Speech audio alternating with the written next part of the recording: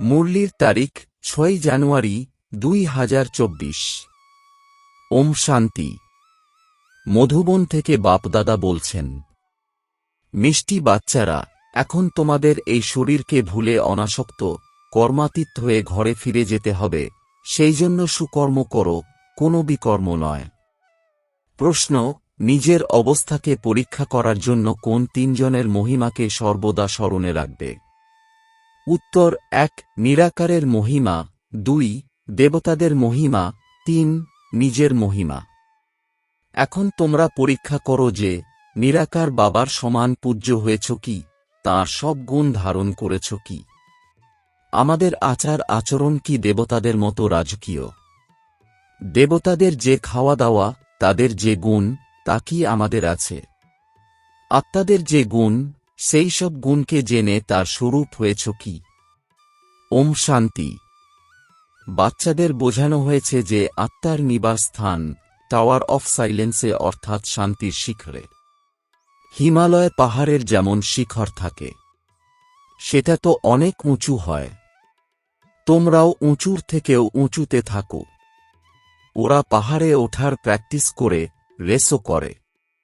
পাহাড়ে ওঠাতেও কেউ কেউ কুশলী হয়, সবাই উঠতে পারে না। বাচ্চারা, তোমাদের এতে রেস ইত্যাদি করার কোনো প্রয়োজন নেই। আত্মা যারা পতিত, তাদের পবিত্র হয়ে ওপরে যেতে হবে। একে বলা হয় টাওয়ার অফ সাইলেন্স, আর সে হল টাওয়ার অফ সায়েন্স। অনেক বড় বড় বোম হয়, তারও টাওয়ার হয়। তারা সেখানে ভয়ানক জিনিস রাখে, বিষ অর্থাৎ বিস্ফোরক বস্তু ইত্যাদি দিয়ে বম তৈরি করে। বাবা বলেন যে বাচ্চারা, তোমাদের ঘরের দিকে উঠতে হবে। ওরা তো ঘরে বসে এই বোম নিক্ষেপ করে, যা সবকিছু শেষ করে দেয়। তোমাদের তো এখান থেকে উপরে টাওয়ার অফ সাইলেন্সে যেতে হবে। ওখান থেকেই তোমরা এসেছ, আবার ওখানেই ফিরে যাবে যখন তোমরা শতপ্রধান হয়ে যাবে। শতপ্রধান থেকে তোমরা তমপ্রধান অবস্থায় এসেছ, এরপর আবার তোমাদের শতপ্রধান হতে হবে। যারা শতপ্রধান হওয়ার পুরুষার্থ করে, তারাই আবার অন্যদেরও রাস্তা বলে দেয়। বাচ্চারা, তোমাদের এখন সুকর্ম করতে হবে। তোমরা কোনো বিকর্মই করবে না। বাবা কর্মের গতিও বুঝিয়ে বলেছেন। রাবণ রাজ্যে তোমাদের দুর্গতি হয়েছে। বাবা এখন সুকর্ম শেখাচ্ছেন। 5 বিকার হল অনেক বড় শত্রু। মোহ হল বিকর্ম। কোনো বিকারই কম নয়। মোহ থাকলেও তোমরা দেহ অভিমানে আটকে যাও, তাই বাবা কন্যাদের সব বুঝিয়ে বলেন। কন্যা পবিত্রদেরই বলা হয়, মায়েদেরও পবিত্র হতে হবে। তোমরা সকলেই হলে ব্রহ্মাকুমার আর কুমারী। সে যদি বৃদ্ধাও হয়, তবুও তো ব্রহ্মারই সন্তান। বাবা বুঝিয়ে বলেন, মিষ্টি মিষ্টি বাচ্চারা, এখন কুমার কুমারীর স্টেজ থেকেও উপরে উঠে যাও। যেমন শরীরে এলে তারপর বের হয়ে যেতে হবে, পরিশ্রম তো করতেই হবে। যদি উঁচু পদ পেতে চাও, তাহলে আর কারোর স্মৃতি যেন না আসে। আমাদের কাছে কি আর আছে? খালি হাতেই তো এসেছি, কিছুই তো নেই। নিজের এই শরীরও নেই।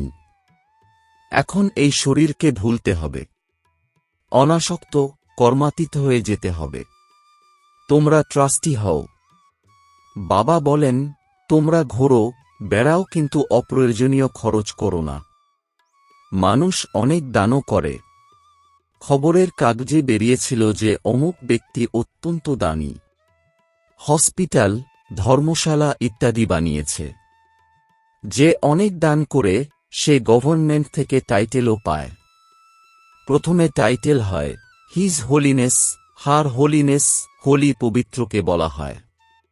দেবতারা যেমন পবিত্র ছিলেন, ঠিক তেমন হতে হবে। তারপর তোমরা অর্ধেক কল্প পবিত্র থাকবে। অনেকেই বলবে, এ কেমন করে হতে পারে? ওখানেও তো সন্তানের জন্ম হয়। সুতরাং তৎক্ষণাৎ বলো যে ওখানে রাবণ নেই। রাবণের দ্বারাই এই বিকারের দুনিয়া হয়। রাম বাবা এসেই আবার পবিত্র করেন। ওখানে কেউই পতিত হয় না। কেউ কেউ বলে পবিত্রতার কথা বলাও উচিত নয়। এই শরীর কিভাবে চলবে? মানুষ এও জানে না যে একসময় পবিত্র দুনিয়া ছিল, এখন এই দুনিয়া অপবিত্র। এই খেলা হল বেশ্যালয় আর শিবালয়ের, পতিত দুনিয়া আর পবিত্র দুনিয়ার। প্রথমে থাকে সুখ, তারপর দুঃখ। এই কাহিনী হল কিভাবে রাজত্ব পাওয়ার আর হারানোর। এ কথা খুব ভালোভাবে বুঝতে হবে। আমরা হেরে গিয়েছিলাম, আবার আমাদের জিত পেতে হবে। আমাদের বাহাদুর হওয়া উচিত। নিজের অবস্থাকে তৈরি করার প্রয়োজন। বাড়িঘরে থেকে সবকিছুর দেখাশোনা করেও অবশ্যই পবিত্র হতে হবে। কোনো অপবিত্র কাজই করবে না। অনেকের মধ্যেই খুব বেশি পরিমাণে মোহ থাকে। নিজের প্রতি নজর দেওয়া উচিত যে আমরা প্রতিজ্ঞা করেছি তুমি ছাড়া অন্য কাউকেই ভালোবাসব না, তাহলে অন্যদের কেন ভালোবাসো? যে প্রিয়র থেকেও প্রিয়, তাকে স্মরণে আসা উচিত। তখনই অন্য সমস্ত দেহের সম্বন্ধ ভুলে যাবে। সবাইকে দেখে এই কথা মনে করো যে আমরা এখন স্বর্গে যাচ্ছি।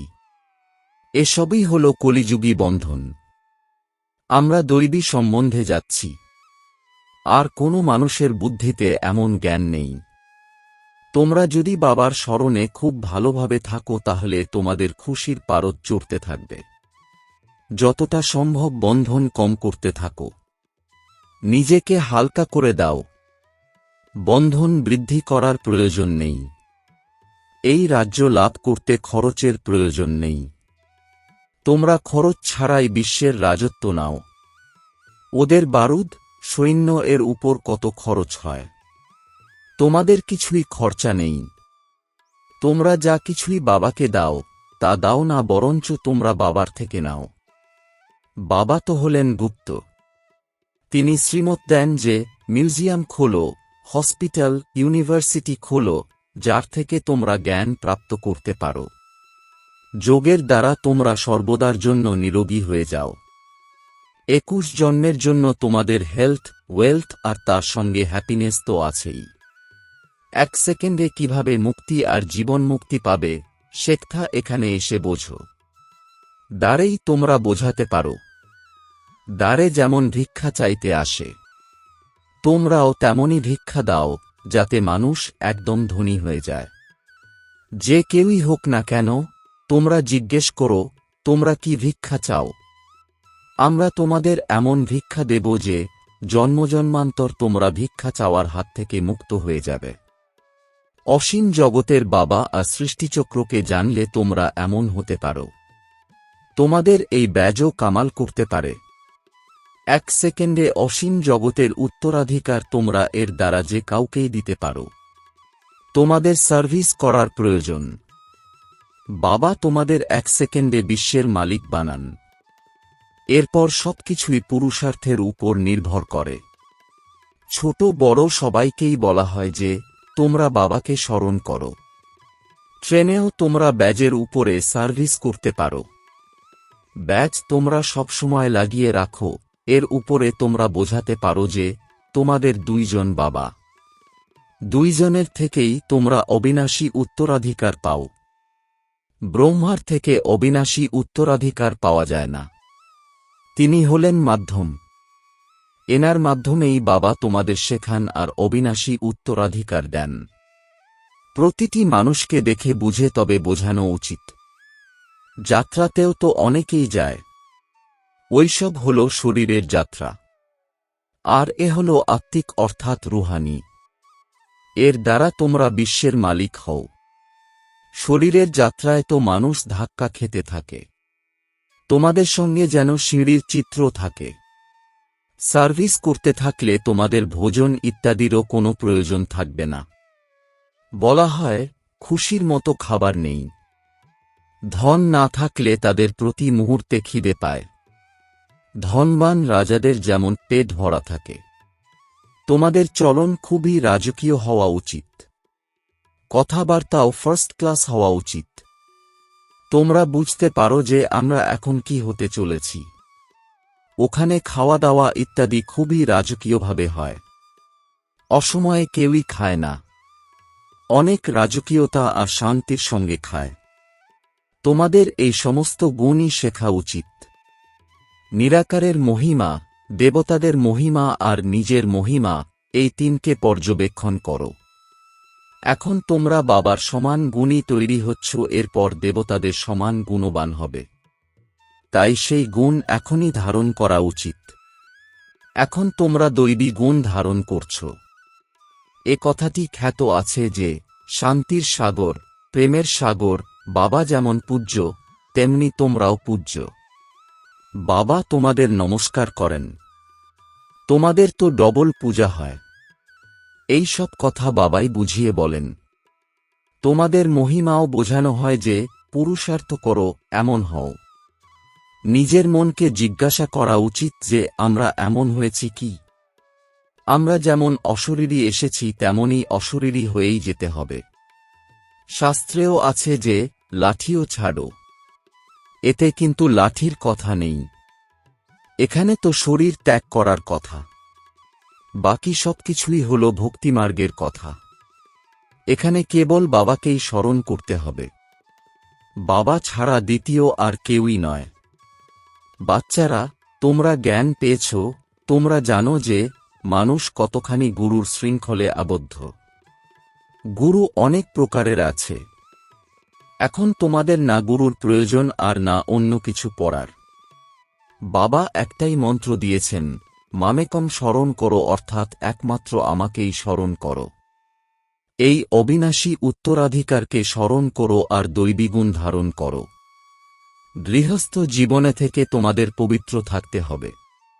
তোমরা এখানে আসো রিফ্রেশ হওয়ার জন্য। এখানে তোমরা বুঝতে পারবে যে আমরা বাবার সম্মুখে বসে আছি। ওখানে মনে করবে যে বাবা মধুবনে বসে আছে। আমাদের আত্মা যেমন আসনে আসীন আছে, বাবার আত্মাও এই আসনে আসীন আছে। বাবা কোনো গীতা শাস্ত্র ইত্যাদি হাতে নেন না। এমনও নয় যে তিনি অর্থাৎ ব্রহ্মা বাবা কোনো কিছু কণ্ঠস্থ করে শোনাচ্ছেন। সন্ন্যাসীরা তো অমন কণ্ঠস্থ করে। ইনি অর্থাৎ শিব বাবা তো হলেন জ্ঞানের সাগর। ইনি ব্রহ্মার দ্বারা সমস্ত রহস্য বুঝিয়ে বলেন। শিব বাবা কখনো কি কোনো স্কুলে বা সৎসঙ্গে গিয়েছেন? বাবা তো সবকিছুই জানেন। কেউ কেউ বলে সায়েন্স নাকি সবকিছু জানে। বাবা বলেন, সায়েন্স দিয়ে আমরা কি করব? মানুষ আমাকে ডাকে যে তুমি এসে পতিতদের পবিত্র বানাও, এতে সায়েন্স কেন শিখব? মানুষ বলবে, শিব বাবা কি অমুক শাস্ত্র পড়েছেন?